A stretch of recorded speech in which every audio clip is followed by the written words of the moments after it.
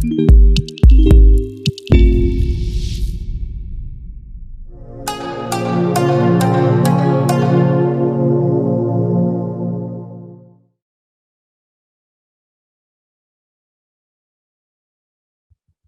evening. This is D2 Kasui with Urban Financial Services Coalition. I'd like to welcome you to our special session featuring Sara Reid, Executive Director with MidBanc Foundation. Tonight, we continue our program and our series on our weekly connection with our Urban Financial Services Coalition members and our community. Today, we will have a welcome. And we will also have a little bit of networking. We'll get a chance to learn more about each other. We will hear from a member of our UFSC National Board. Then there'll be an introduction of the speaker. And then our speaker will have her presentation. It'll be really like a conversation. And then we'll open the floor to some Q&A. And then we will tell you about some upcoming events that will be going on with Urban Financial Services Coalition. So we will have our breakout sessions, and in our breakout session, each of you will go to a particular breakout room, and in your breakout room, you'll have 7.7 minutes. That should be enough time for you to share your name, the organization that you're with, and then one thing that you're working on that you're really excited about right now, and how other individuals can help you sharing your excitement or support you in what you're working on. So get ready for the breakout room. You'll get some information shortly. You should get a link that you just click on that link, and that will get you to the breakout room. If you're on the telephone, the phone will automatically put you into the breakout room breakout session. All right, so here we go. Start and go to the breakout room. So welcome back again. We're going to move on with our program. Typically, we have our Urban Financial Services Coalition National President to share the opening remarks. She is unable to make it. She is actually attending a local chapter meeting in preparation for some upcoming events that they have in Kansas City. And so we decided that we would have a young man come in and bring opening remarks from a national organization. So we had to reach all the way out to San Francisco to our Western Region First Vice President and President of the San Francisco chapter, Mr. Jason Matthews. Thank you, D2. I would like to say to Oakland, to be more exact, California, but thank you for everybody who's on this call tonight. I say that the Urban Financial Services Coalition mission is more important than ever. And when I talk about the mission of the Urban Financial Services Coalition, I always talk about three things that are true principles. One is to teach financial literacy and teach financial literacy in our community. Number two, get more of us in the financial services industry. And the third thing is to either move up the corporate ladder or help you expand your practice. And I think this call, just like a lot of other calls and resources in the coalition, is to help you build and to expand. And if you're not a member of the coalition, I think this is a great time where you should be considering it for you, because the relationships you have during this recession are going to be more important than ever. And there's no more bigger or more important relationship that you can have than with the coalition. So thank you all for definitely getting on this call tonight. I really do appreciate it. Thank you again, D2. All right, thank you so much, Jason. And see, that's why you have to have young people. See, young people have that energy, that excitement that they give, and I used to be one of those young guys. So we thank Jason for the energy and power that he's bringing and the good work that he's doing in the Bay Area and what he's doing on the national board. Now, it gives me my pleasure to introduce our speaker for tonight. This young lady currently serves as the Executive Director for the MidBanc Foundation. And as the MidBanc Foundation Executive Director, our speaker worked to increase educational opportunities for minority and women-owned banks by providing grants for professional development. Prior to becoming the Executive Director at the MidBanc Foundation, she worked as a senior Senior Manager of Sales and Retention for the American Bankers Association. And she was at the ABA for 11 years. I can't believe it was that long. She must have started when she was 5. You know, they must start early. Sure. And so while she had her 11-year experience at the ABA, she led the D&I task force, and she worked daily to engage member banks in ABA resources and benefits to ensure that they truly get the most out of their membership. Our speaker also helped the member organizations reach out to stay connected to what was actually happening in the industry, and for them to be able to support the ABA and thrive in their efforts to grow as financial institutions. Prior to her time at the ABA, she also worked in sales and marketing for Starwood Hotels and Resorts for over 9 years. And she studied humanities at Trinity University in the District of Columbia. And she currently lives in Maryland with her handsome husband. And they have 2 beautiful children together, which they love enjoying large meals, which she makes, you know, on her own. Hopefully, I thought she would have brought a special dish on the call today. Look, 7 o'clock. It's going to be too dark for me. No So special with that- dishes. None. But if you haven't said it yet, but if you want to grab a glass of wine, you can do that during this call. But I don't have any special dishes for you. Yes. Absolutely. This is that type of call that you can, you know, whatever gets you relaxed and gets you motivated, you know, please do.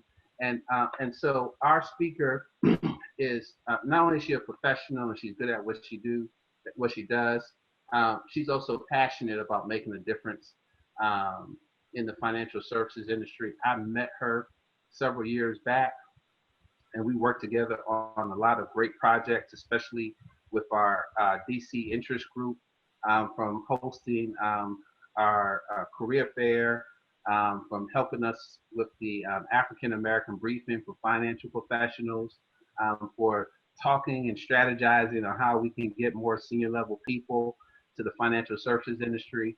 So this is a big time player.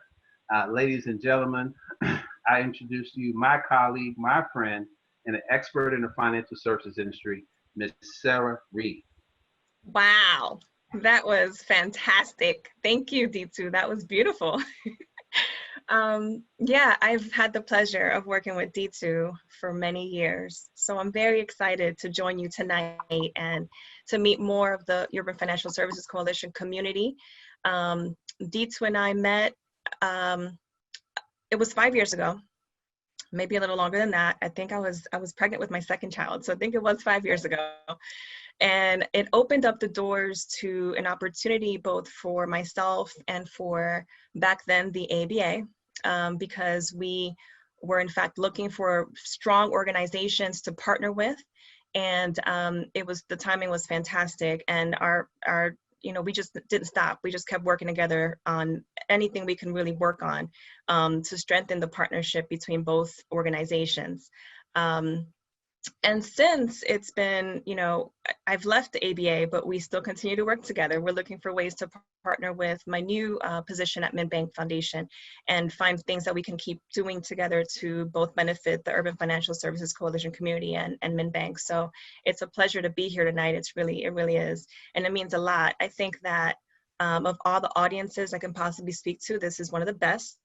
Quite frankly, it's a strong community. It covers multi-levels at various types of institutions, not just banks or credit unions or you know, people that work within the examining branches, but also just a very good variety of people. And it's a great pleasure to, you know, to address you tonight. So I'll tell you a little bit about the MidBank Foundation. I'll start with our history. And it's an interesting organization in that it's a very small one. We are an organization out of Washington, D.C. We're a private foundation. We serve only minority banks.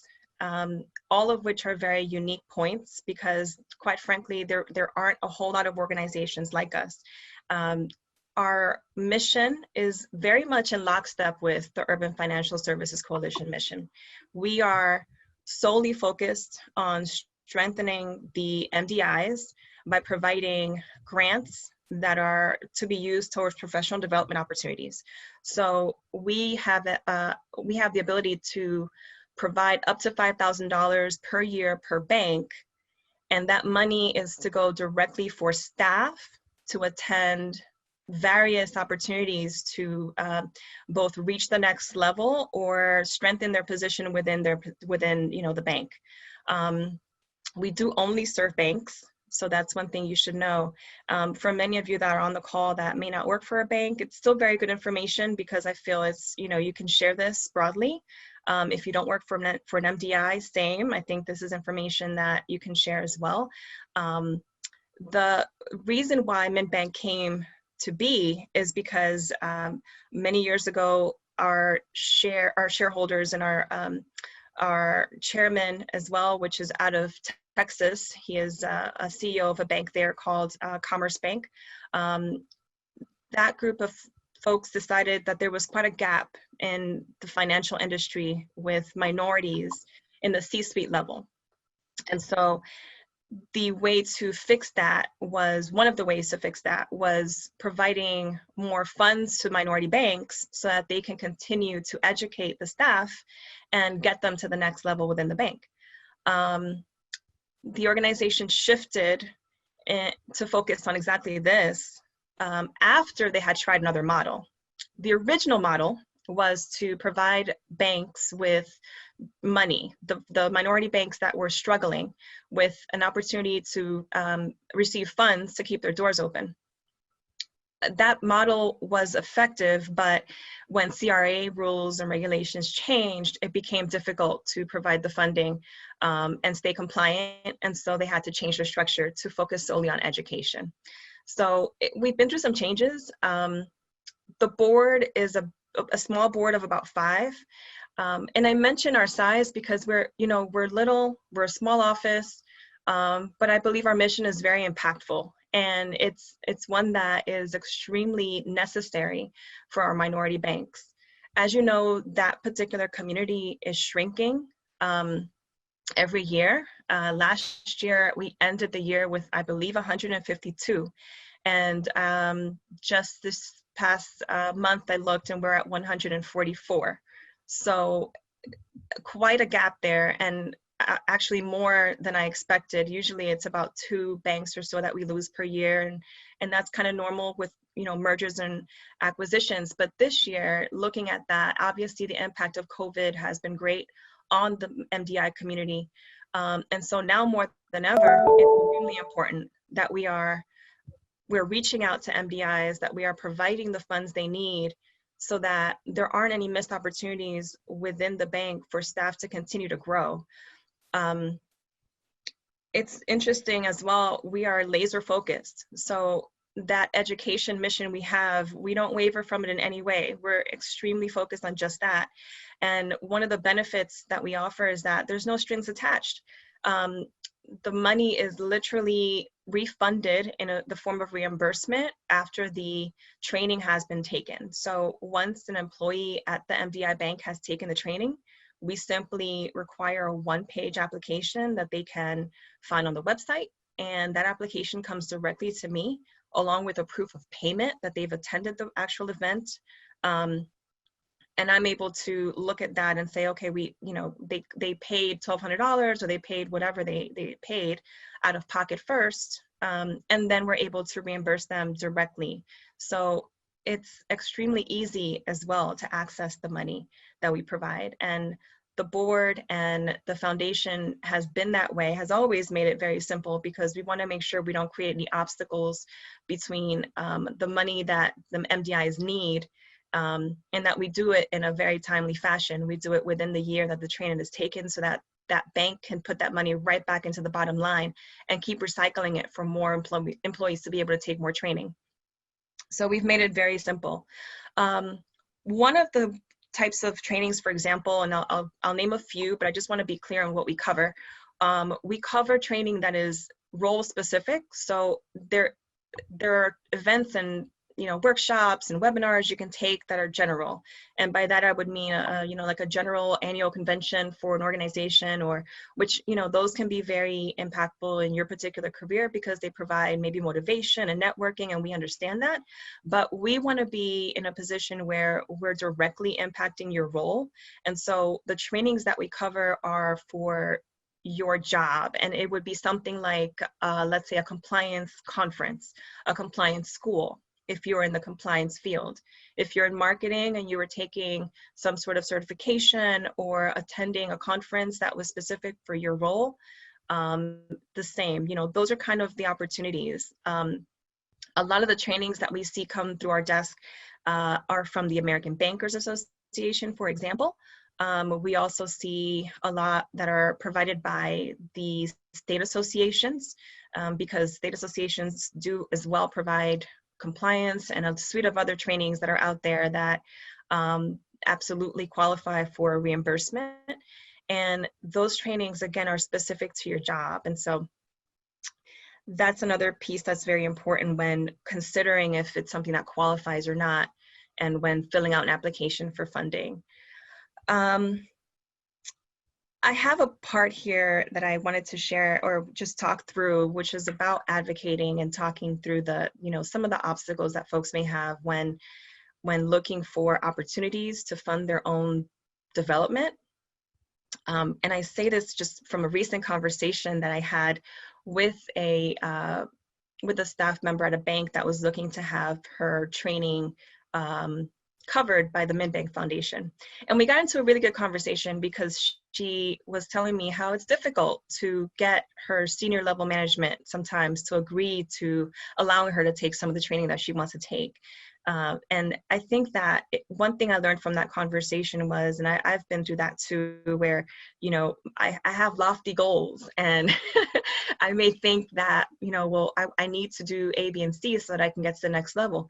I've been in a position where I've had to overstep, my management and go to the next person up and say, hey, I need to do this. This is what I want to do, and you should cover this, In this case, the MidBank Foundation is a win-win, and it really is and should be an easy sell internally for MDIs. When you approach your senior level management and need some sort of approval or need to have the training pre-approved before you can go ahead and register or do anything next. And if you are an MDI and you're looking to have this funded, I would present this first as the benefit of a reimbursement, which would go directly back to the bank if they are able to pay for it up front. I can't imagine an organization not wanting to provide that training in that case, because they can see that right away their investment will be reimbursed. It's a win-win for the employee, it's a win-win for the organization, and of course for us, because we get to fulfill our mission each year by providing those funds out. We too have a distribution number that we want to meet, and it's important that we make those donations. And so making the argument internally, it's important that you don't give up if you think that, oh, they're not going to cover this, or it's not something that is within the norm of what employees in my role do. You have to know that you are the biggest advocate for yourself, and you are the one that's going to promote the opportunity to get ahead. And so I remember looking at my senior management and thinking, well, why don't they see this, or why don't they allow me to do something? I stopped thinking that way a while later. I guess I stopped just asking for permission, and I just started to do more. And that, I think, served me well in my experience. So I would say it's just another way to say, just take the bull by the horns, find the opportunities that are going to really better you. Think outside the box. I don't know that a lot of people know about MidBank Foundation. I'm glad that we're able to share today with you, but quite frankly, I'm looking for, I guess this covers one of the questions from the breakout room. So how can you help me? Well, I'm looking for, as many audiences as possible to share the word, because even if you don't work at a MidBank, at a minority bank, you may have a community on LinkedIn, or you might know folks that do, and it would be extremely helpful to share the word on what we do. Many organizations don't know about us. And we are one of those ways, one of those creative ways that you can go ahead and fund your education so that you can continue to grow within your role or grow on to the next level and keep more minorities in the C-suite, which is what our mission is. So that's part of how to advocate for yourself. I think, include one more bullet. I just want to make sure I cover everything.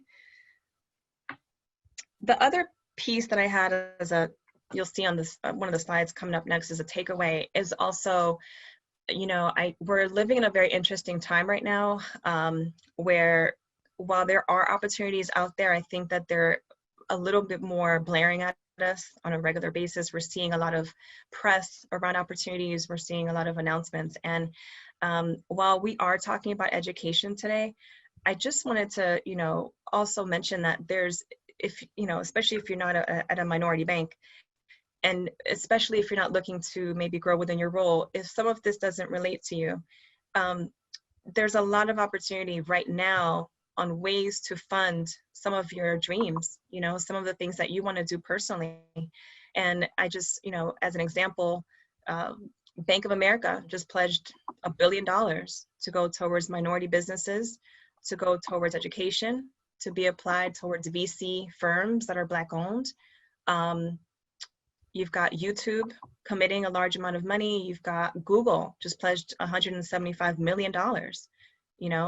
These are announcements that were made over the last few weeks. And if you looked up the information for these particular organizations, you'll see that they are providing the opportunity for normal people like us to fund some of the dreams that we might have, and to fund the opportunities that are in front of us, even if they're not related to your job role. Even if it's not about your job all the time. It could be some of those side gigs that I heard some folks had on the call when we did our breakouts. Some of the really important work you might be doing, not your jobs, your work, the things that you actually like and enjoy. So yes, I'm here to talk about MidBank, but I just wanted to leave that there in terms of, bringing to light some of the things that are out there now, not so much to do just with your jobs, but also with your own personal dreams, and thinking a little bit more creatively on how to fund them. Again, we're one of those creative ways to fund your professional development within MDIs, but if this doesn't quite speak to you because you're not an MDI, then there are other things you can do out there to fund your other goals. And I hope you're able to, find those resources, as they're out there right now more so than ever. So, but anyway, I'll stop there, and I'm hoping we could maybe have a little back and forth or question or forum. So if you have any questions, I'm happy to answer them. Absolutely. So we have two ways. You can raise your hand to ask a question, to notify me electronically, or for those of you who have your camera on, you can put your hand up. I can see everyone. Or you can ask a question in the chat. Either way, you can get your question answered tonight. So I think I have one question already in the chat. Here's the question. Is how is the MidBanc Foundation funded? Very good question. So I named two different structures. Our current structure, which is minorities, focus on minority banks and just giving money to minority banks. Our previous structure, which was to fund failing minority banks, or those that just needed some sort of emergency funds to keep the doors open, was the original way that the foundation started. And essentially it started with a number of folks around the room that were able to receive donations from all types of banks across the country. It was open in that case back then to funding that was, I believe the fund back then was somewhere in like the $10 million range. When the CRA rules changed, as I mentioned, and we had to go on to move to a different structure and just focus on education, those banks that provided a donation had the chance to receive their money back if they didn't want to continue to fund the MidBank Foundation since we changed, or to just keep the money in the fund. And those that kept their money in the fund were you know, we were able to grow with that balance to continue to do the work in education through MidBank. But essentially it wasn't just one person. I guess you're looking for who's funding us, like how are we getting the money? We raise money as well. So we are a private nonprofit. So we're able to raise funds, and we will take money from anyone that's interested in helping us grow. We recently received a donation from the American Bankers Association, just as an example. And we're not, you know, we're not like loud about our fundraising efforts, but I try to make as many calls and get as many folks involved in our fundraising efforts each year. But we fundraise. We're a private foundation. All right, thank you. We have a question from Daryl Tyler. All right, cool. You didn't have to say the full name, Dee, but anyway. Hey, Sarah, how are you? Your government name. Let's see, couple of questions. You mentioned some numbers, and I'm a numbers person, so I harp on the numbers. You said the number of MDIs went down from 152 to 144. So looking at those numbers, I'm assuming you're also including Hispanic American banks and Asian Pacific American banks as well? That is correct. Okay, and also, are you said only banks, so I'm assuming, does that include community banks, or are credit unions, minority-owned credit unions thrown in there as well? We do not cover credit unions. We cover the minority institutions that you would find if you looked up the FDIC's definition and list of minority banks. So that would, again, bring up that 144, and you'll see that those are all banks. Okay. So they're all MDIs. All right. And one last question. Of the three groups, African-American, Hispanic, and Asian, who's using or utilizing most of your resources? African-American banks. And we had our first Asian bank out of New York, Shinhan America, submit an application just this year. So I find that interesting, considering that's the actual smallest population out there as far as MDIs are concerned. The African-American banks? Yeah, with Asian banks really, you know, taking off like a rocket, and Hispanic American banks taking off too, and African-American banks really kind of going in the totally opposite direction. Yep. So the Asian American banks are mostly concentrated in California, some in New York. We don't see a whole lot from that community. And you know, this is a community I'm very familiar with for many different reasons. When I was with ABA, as D2 mentioned in my bio, I worked very closely with all of these communities of banks. The Asian community was kind of the hardest one to penetrate.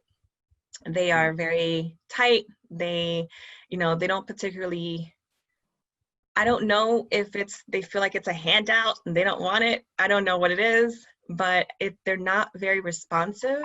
And I find it shocking, to be honest with you, even though they may not need the money. The African-American community, Asian community, Hispanic, and there's one other, I think it's like American Indian, that make up the 144 banks. I only receive maybe 15 applications.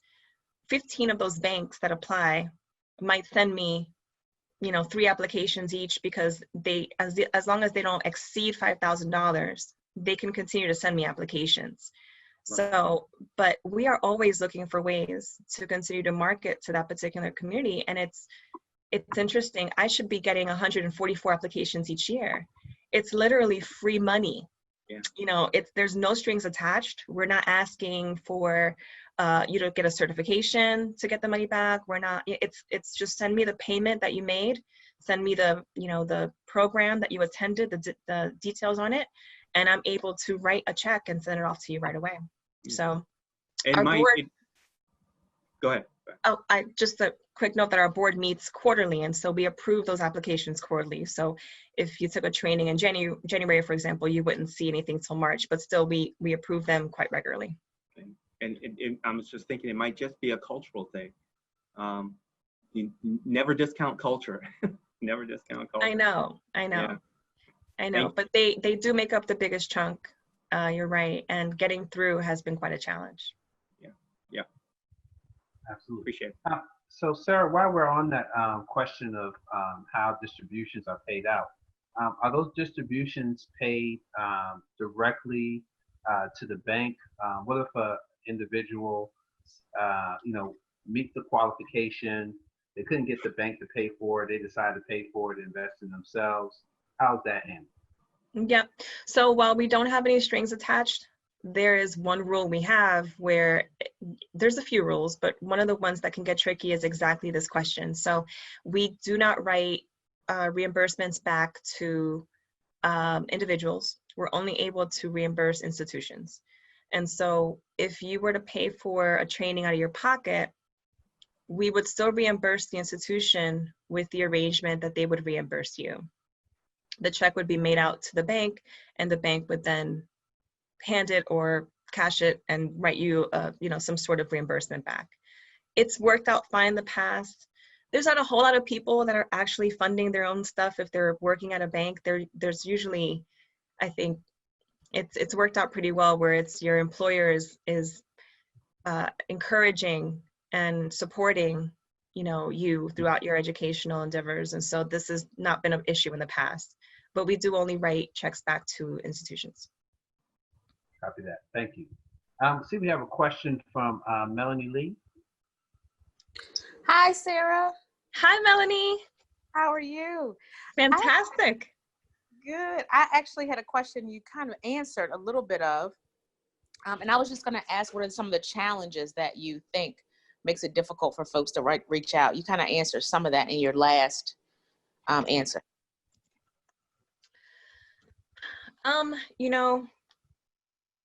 I've thought about this a lot, Melanie, because like I mentioned to Mr. Tyler, I don't see 104 applications every year. I am, just as much as I am pushing for fundraising, I'm pushing for distributions. I'm looking for audiences that are willing to listen and to understand that this is not a hoax. It's not, Jenna and I are going back and forth about people just don't believe that it might be true. They might think this is some sort of, there's a catch, or I don't know. So I will say one of the challenges, and I started the year off strong in kind of this particular area. And then with COVID, I slowed down a bit. But one of the challenges we've had is getting the information just trickled down from the CEO through the levels at the bank. A lot of the communication that is sent out from MidBank, because the CEOs are easily accessible, you can get a list of them, and it's just easy. It goes directly to the CEOs. And so they are just consuming it, and they're probably nodding their heads and saying, that's great. And then the application and the information doesn't trickle down to other folks at the bank that may actually, are the ones that are actually going to use it.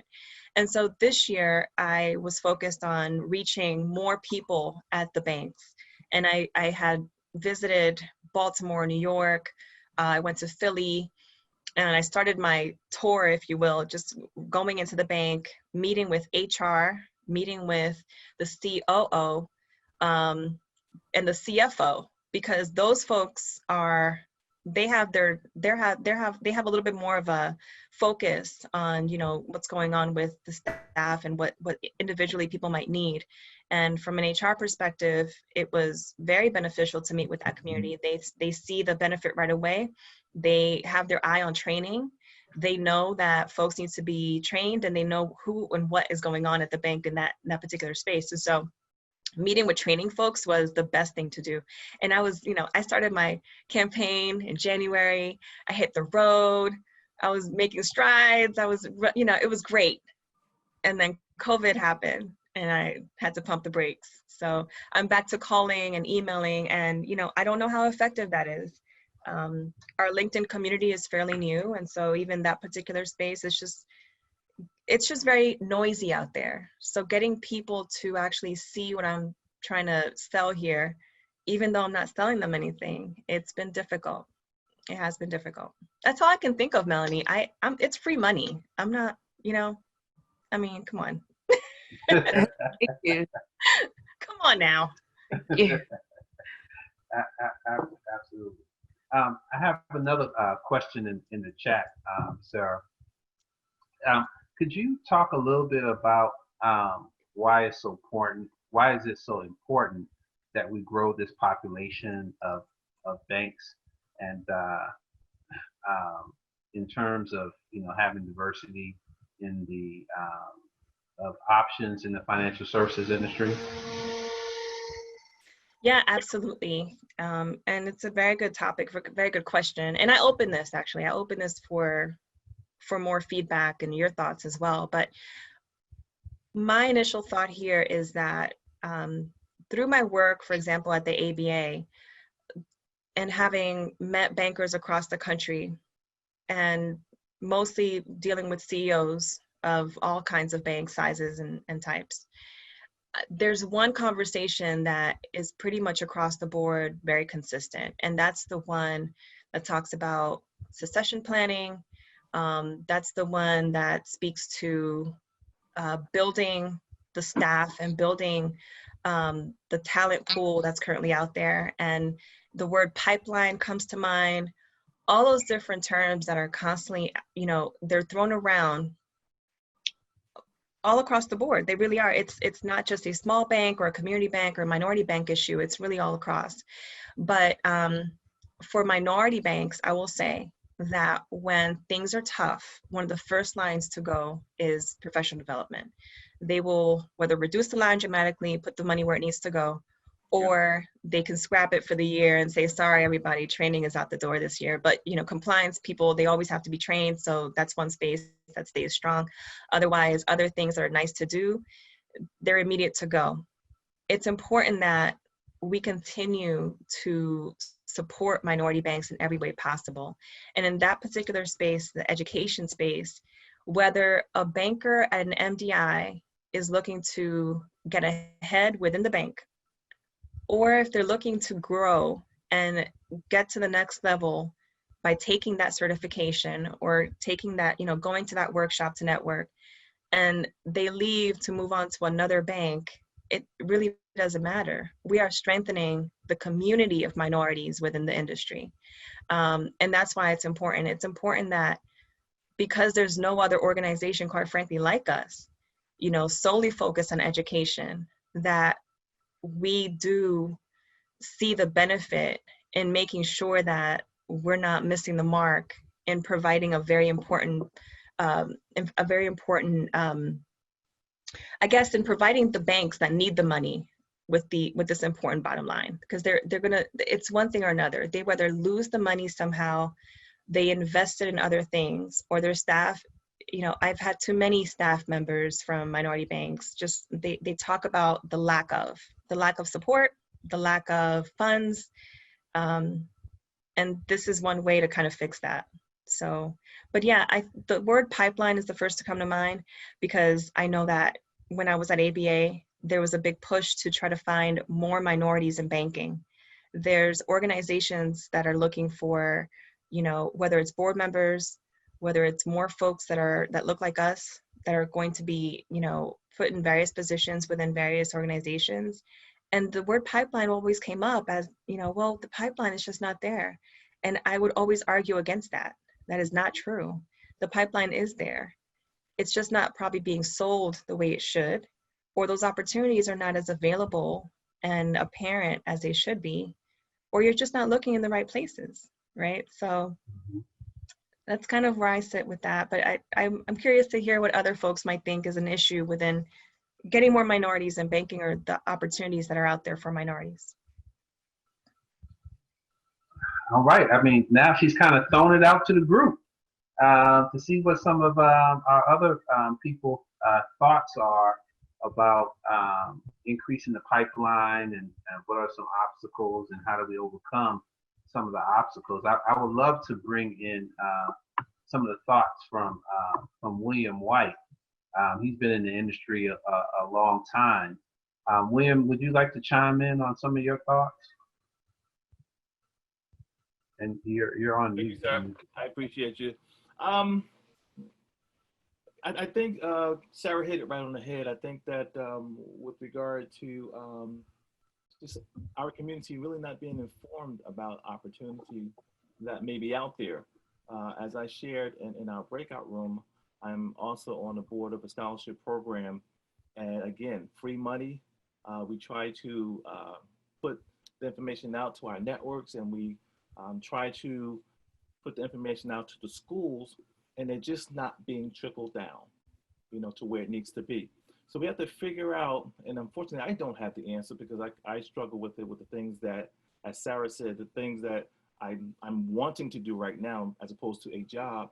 I think that we just have to do a better job of getting the information out there so that the people, and again, we have to be a community that searches for these information. A lot of times we're just sort of in the grind, we're doing our day-to-day, and we fail to look at the bigger picture of what's out there. And so we have to figure out a way to, again, put the information out there and have our peoples, gather this information and utilize it. And I was very disappointed to hear that, although the African-American population may be the largest population, that we're not just getting information or taking advantage of the opportunities that are out there for us. So again, Urban Financial Services do a really good job of trying to galvanize our community, our networks, and we have to just continue to do that. And I apologize if there's nothing more concrete in terms of numbers that I can provide, but it's just, again, continuing to press and put the word out there. A lot of times we get so caught up with our own siloed self that we have to let our networks know these type of opportunities. So I'm excited, Sara, about this program, because this is the first time I'm hearing of it, to put it out to my network so that we can help you get some traction into this particular endeavor that you're looking to do. Absolutely, and I think you hit it on the head.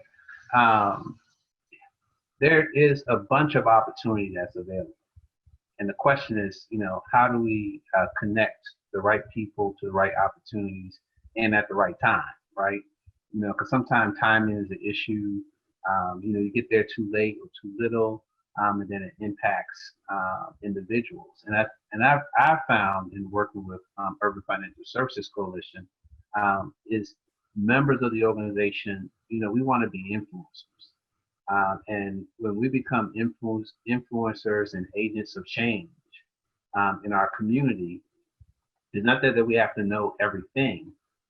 We just need to know the right people with the right information. And as we engage our community and they see us as influencers, that they will reach out to us, and then we will reach out to the network to get them connected to the right opportunity. I'm working, my sister-in-law, we're working with a young person that we're mentoring, and that person is looking to go to college, did well in the top 10 in her class. Unfortunately, she had some unfortunate, situation with her parents, parent passing, so she and her parents didn't have the background or acumen to, do some of the things that, with her type of GPA, the type of money that is available should have been afforded to her, where she, wouldn't have to take any money out for student loans at all. And it comes back to connections, it comes back to awareness, it comes back to putting that grind in, ahead of time. And so we have to be more intentional in our networks. I want to give you an example for the PPP loan or the economic injury loan. When that came out, I had several friends and colleagues that were not going to apply. And we had several members of Urban Financial Services Coalition make some phone calls and say, hey, this money's out here. You will qualify for this. You should apply. And those people that did, they got the money. I mean, just from the small network and sampling of folks that we talked to, it's like over $100,000 in money that went to small businesses in our community, and that has really made a difference, to the young people.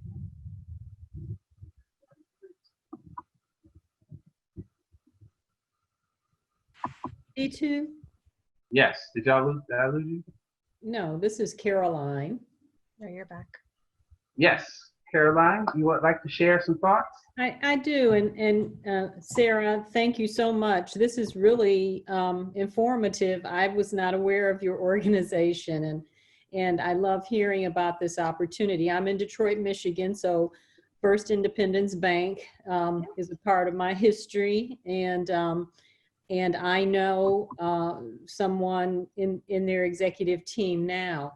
And when you talk about the struggle of connecting these resources to your, to these banks, to these members, I wonder, if it's just a disconnect for them in prioritizing their thoughts around how best to make use of it. Because the biggest thing I hear from my friends at First Independence is they're just struggling to keep their operations going, right? Because they're operating thin. I think most of us who are members with UFSC have been associated with majority institutions. And so we are more likely to have the time and the resources and get information about the best continuing education kinds of things for the profession. And so I'm just trying to think, and I sent D2 a note of ways that we can help facilitate these connections, because I think it is a great opportunity. And so, maybe it's some way that we can better connect in a real purposeful way to these 144 or whatever that number is. Maybe it is making recommendations for certain learning programs that could be manageable for them from a time perspective and very beneficial to them, because they are operating so lean. So I'd be interested in your suggestions of how we could help. Wow, thank you, Caroline. Yeah, so one of the things that we are currently working on is our awareness piece, and you're completely correct. Perhaps it's that simple, but I will say we need to hit it from many different directions. And so you're completely right. And what more we can do. We have a article that will be out soon. It's duly written by myself and the American Bankers Association, for example. Calls like this with Urban Financial Services Coalition community. There's work we're hoping on doing soon with Operation Hope, for example. Jenna Roscoe's on this call. So we're trying hard to not just put out emails and phone calls to these minority banks, but also find ways to get right in front of them in live events like this, and also a number of conferences that I would have attended this year that have gone virtual that I might be able to still participate. But it's exactly our goal. And if you're on this call and like Caroline, you don't particularly work for an MDI, you would still, like I said, if you have a community on LinkedIn, or if you're connected in any way to some folks at MDIs that you know personally or you're comfortable enough speaking to, it would be amazing if you could make a connection for me. It would be amazing if you simply sent them the link and said, hey, are you familiar with the MidBank Foundation? Because it's exactly that kind of outreach that I'm working on. And it's with more people doing exactly that, I think we can have a much better reach each year, and those numbers can increase and we could see more applications. The more banks that we're able to help each year, the better we are able to fulfill our mission. And so when I don't see those applications coming in, I don't feel like we fulfilled what we were supposed to do each year. I don't feel like we've done what we were supposed to do each year, right? So your help in getting the word out about MidBank is exactly what I would ask, and reaching out to me to get, to partner on opportunities like that, I totally welcome that as well. Thank you. Thank you, Caroline. Mm-hmm. Absolutely, absolutely. Well, we are at the stop time. I'd like to thank Sara so much for her presentation. And Sara, thank you so much for your passion that you have around this topic, and your passion about making sure that the financial services industry continues to work towards diversifying the supply of professionals, specifically minority professionals. and growing minority banks. The minority banks play a key role and a key role in making sure that everyone gets the opportunity to participate in this economy and take full advantage of this economy. So thank you so much. Give Sarah some hand claps, some thumbs ups to thank her for her excellent presentation. Thank you, D2. It was really my pleasure. And again, please reach out to me. There's a slide that has my contact information. You can also find us on midbank.org. I'm looking forward to, speaking with any one of you, each and every one of you, on ways that we can better kind of increase our reach out there to minority banks. So thank you for spending your afternoon with us. Absolutely. And we will send everybody a copy of today's presentation, along with the link to get more information and connect with Sarah as need be. So please do take advantage of the opportunity to connect with her and share the word and push this information out. As mentioned earlier, if you're not a member of Urban Financial Services Coalition, we would encourage you to join the coalition. When we work together, there's nothing that we can't do. And this problem or the opportunities that we're trying to fill or take advantage of, gets done when we work together as a team. Next week, we have a very special session coming up. We're going to hear from the members, alumni of the Urban Financial Services Coalition Mark I Leadership Program. They will be talking about the struggle and how they see their role in the struggle for equality and economic empowerment in the African American community. So be on the lookout for some information in reference to that next Wednesday. So it's going to be a powerful session. The young people have a voice and they want to share their voice. And so we're going to give them a platform next week. So when that information comes out, please share and please join the call so that we can support our young people in their efforts to make a difference. And then we also have coming up Jason Matthews will be speaking about his new book that he's released.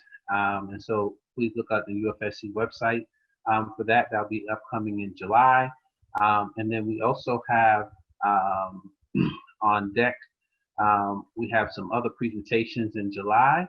I can't tell you yet what those presentations are, but don't worry.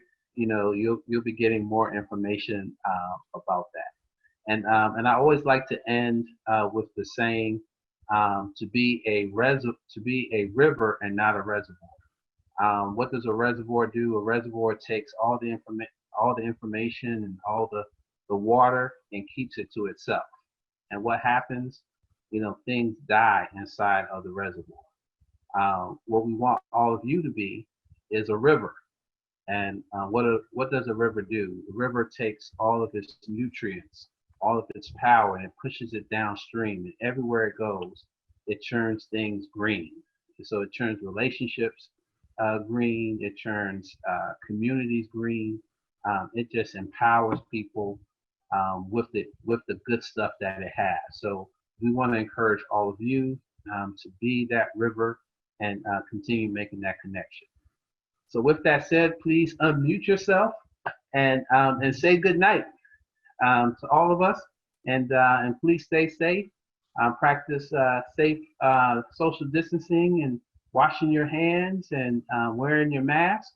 And then if you're out, protesting, protect yourself and let your voice be heard.